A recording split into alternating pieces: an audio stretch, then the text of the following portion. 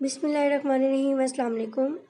आज हमारे किचन में इफ्तारी में स्पेशल ड्रिंक बन रहा है जी, दूध की ठंडी बोतल।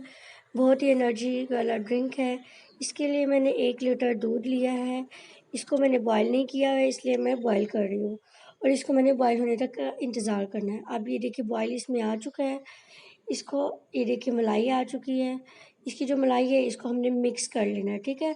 तकरीबन इसको 15 से 20 मिनट पकाना है और इसमें मैंने डाल दिए हैं कुछ बादाम और पिस्ते कटिंग हुए। आपके पास जो भी नट्स वगैरह आप डाल सकते हैं। ये कंडेंस मिल्क है, ये 2 टेबलस्पून मैंने लिया है। ये मेरी रेसिपी मौजूद है चैनल पे। अगर आपके पास कंडेंस मिल्क नहीं है तो आप ड्राई मिल्क पाउडर डाल सकते हैं 2 टेबलस्पून, और साथ में ही 2 टेबलस्पून आप शुगर भी डाल लें इसमें, ठीक है।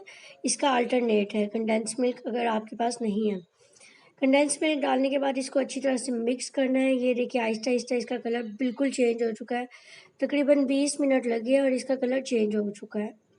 1 लीटर दूध मैंने लिया था और ये देखिए इतना मैंने इसको पकाया कि ये बिल्कुल हाफ़ रह गया है।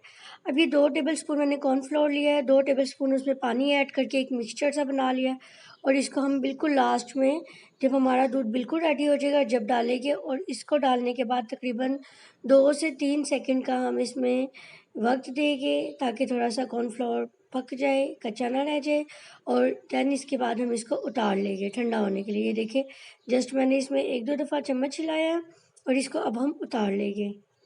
कॉर्नफ्लोर डालने का ये मकसद है कि इससे दूध में गाढ़ापन आ जाता है, और जब हम बाज़ार से दूध की ठंडी बोतलें लेके आते हैं उसमें ये लाज़मी डला होता है। अब तकरीबन ये देखिए हमारा डन हो चुका है। इसको मैंने ठंडा कर लिया है और मैंने इसे गिलासों में सर्व कर लिया है। आप चाहे तो आप इसे बोतलों में डाल के फ्रिज में रख सकते हैं, क्योंकि मैंने अभी पीना है तो इसलिए मैंने गिलासों में डाल लिया है और इसके ऊपर मैंने पिस्ते और बादाम की गार्निशिंग कर दी है। ट्रस्ट में इतना मज़े का बना है कि आप इसे एक दफ़ा बनाएंगे तो डेली बनाएंगे, क्योंकि ये बहुत ही मज़े का बना है।